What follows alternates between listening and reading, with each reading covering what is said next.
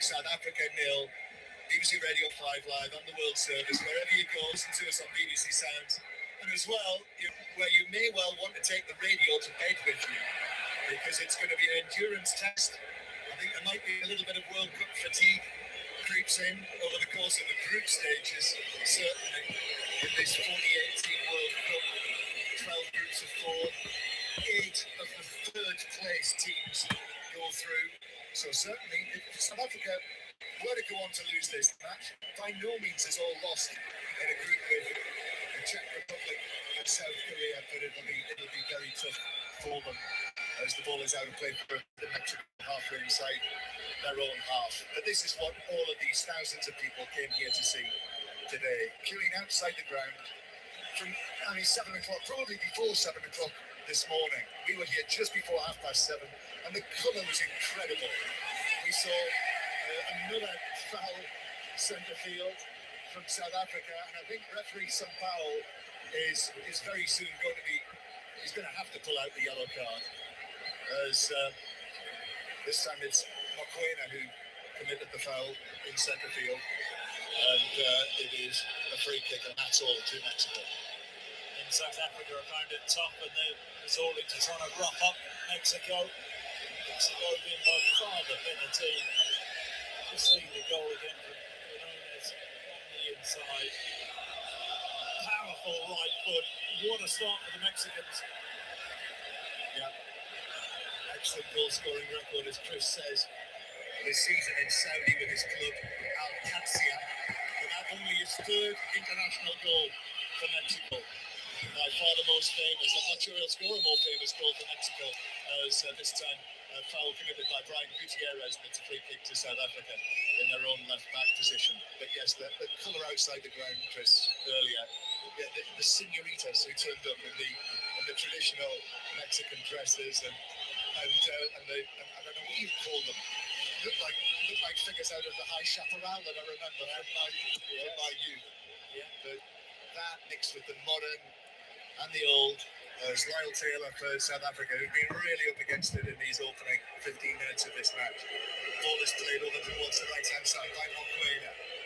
Mudea is over there, back to Mokoena. It's almost the first time that we've seen South inside the Mexican half.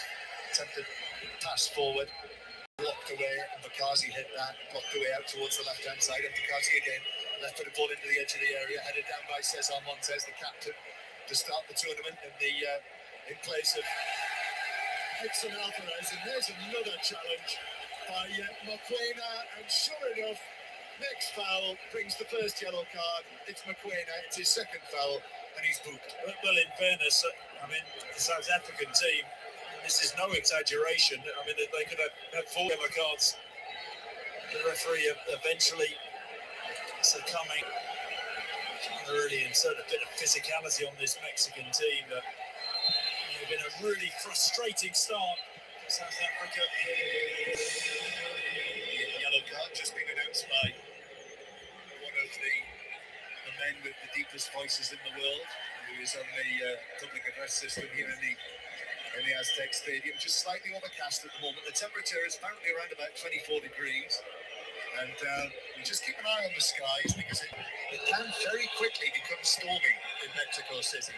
We've had some spectacular lightning storms and torrential rain during the course of this week. A little bit like I was listening to Ian Dennis and Stephen Warnock last night when the England match in Orlando was delayed. Ball passed forward by Mokoena, but he's got far too much on that. It just runs through to goalkeeper Rangel like a back pass. Yeah, so a number of big calls from Javier Aguirre today. He's a bit of a character. I was watching him give his final news conference yesterday afternoon. He's full of laughs and jokes, and it will be his last gig, because his assistant, Rafael Marquez, remember him, what a brilliant central defender he was, the Mexican. He will take over from Aguirre after this World Cup. And it's a sizable shoes to fill with Aguirre a third time as manager of Mexico, and he just settled things down, hasn't he? For the third time round, and made them a little bit more pragmatic and difficult to beat. They've come into the match in a decent form, unbeaten in 8. That's right. Although in saying that, during the course of that unbeaten run, they had a couple of 0-0 draws against Uruguay and here against Portugal earlier in the year, and they were booed off by the home supporters. They're not booing today. The ball's headed forward. Mexico leading by 1-0. 5 live from the BBC, live from Mexico City. Ball chipped out towards the right-hand side. And it's just rolled forward by Alvarado. He gets it back on the right. Little pass in field. Comes all the way back to Reyes, the right back. He drags his foot over the ball. Second time as well. Then forward to goal scorer Quiñones, who's going to have another goal from 25 yards, but that flies away, bends away from the top right corner, and I think hit the advertising boardings behind the goal. On the drift from that left-hand side, coming over to the right-hand side of the box. Really sharp turn. It's all a third down. He's already got a goal, so he's thinking, well, why not have another pop? But that one was high and wide. And now, have we seen South Africa delay the taking of the goal kick here? Oh, I think Raul Jimenez is complaining about he was inside the penalty area. But what we were going to say, because that is one of the laws, isn't it? You have to be sharp on your goal kicks now, as there's a foul on Foster on the halfway line. And bearing in mind they're losing South Africa, that would be a strange thing to do time-waste, wouldn't it? It would. The South Africans have the ball on the halfway line. Mexico 1, South Africa 0. And you do have a World Cup match, only 2 on the first day. It's the other match in this group. Those matches where you may want to take the radio to bed, because it is kicking off at 3 a.m. UK time. South Korea against China. Break, but the pass forward is misplaced. There was there, but it was a pull ball to the edge of the penalty area, and then there's another foul. This time by who was taken out. And that wasn't a great challenge either. Free kick to Mexico. It's unbelievable. I mean, it's just a reckless challenge off his feet. Montes driving forward. They've actually built well on a couple of occasions from the back, South Africa. When they get into the Mexican half, they're just trying to force that final ball, and it's gone awry. They need to have a little bit more composure. He lunged in on the challenge there, Mudeo, but I think he was helped by the fact that he didn't make much contact on Cesar Montes. Mexico play it forward. Here's Brian Gutierrez out to the right-hand side to Alvarado. The number 25, Alvarado, back onto his left foot, curls it into the edge of the penalty area. It's headed down in a way that the comparative safety to South Africa, and then passed forward. But that's casting a lot of Lyle Taylor. And in the end, the ball deflects out of play for, it is given as a South Africa throw 10 yards inside their own half. Mexico 1, South Africa 0. Almost halfway through the first half of the opening match of the World Cup. What have you made of it so far, Chris? Well, it's a tremendous start for Mexico. And I suppose that from the South African point of view, they must have known it was coming, a whirlwind. They must have known Mexico would start quickly, and then the manager Hugo Cross would have said, let's just stay in the game, as another forced pass from the back. Goalkeeper Rangel has come and he's flapped it away, and now the cross into the penalty area, hits the defender on the edge of the penalty area. Gallardo, he leapt up in the air, his arms were close to the side of his body, but I think it hit him in the midriff, in the chest, and he was able to clear it away, but he was very nearly standing inside his own penalty area there, as another foul is committed. This time it's against the South Africans, and it's a free kick to South Africa. Immediately. Gutierrez says to the referee, palms apart, shrugging shoulders, saying, it's my first challenge. They feel a little bit hard done, but I've got to say, what was it? I mean, talk about that position, the Mexican goalkeeping position. What was Rangel doing there? Flapping him with ridiculous terrible keeping. It's a long pass hit forward. I mean, he could have let it run behind him out for a goal kick. He could have done anything. He flapped wildly, and now South Africa a chance to load a ball into the Mexican box from that right-hand side. You know that match I mentioned, the 0-0 against Uruguay? Rangel played in that, and he was on the receiving end of some fairly fierce criticism after that match. So maybe just betrays the nerves for him. But Aguirre has shown faith in him, the coach, to play in this match. But it's a free kick to South Africa on the right. This is their first chance, really, to test Rangel in terms of making him make a save.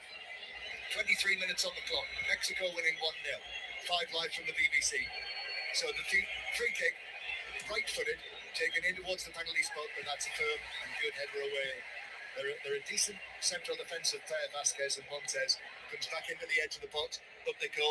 It's headed down and will be taken away by Quinones for the Mexicans. Although he just dwelt on the ball, but he's actually played it out off Udeo and it's through for a goal kick. And it's a goal kick. It's a pinch break, I think now. And you're right about the Mexican centre-back pairing, but Montez especially really dominant in the air and winning that header. And if you're South Africa, the thing to do from free kicks and corners is keep the ball out of Montez's area. So they're actually going to play music during the drinks as well. So this is a proper timeout, isn't it?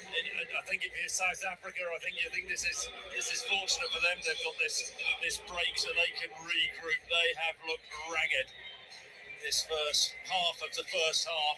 Mexico is the start they wanted, and the message will be just carry on the same. Well, without wishing to be disrespectful, which I certainly would not want to do, this starting lineup contains 6 players from Mamelodi Sundowns, who are the runners-up in the South African Premier Soccer League this season. 1 from the champions, Orlando Pirates. 1 who plays in the United States with Chicago Fire. 1 who's just been relegated in Portugal with Tondela, and Lyle Foster of Burnley. Yeah. No, and I think he's scored 3 goals this season, so he's hardly.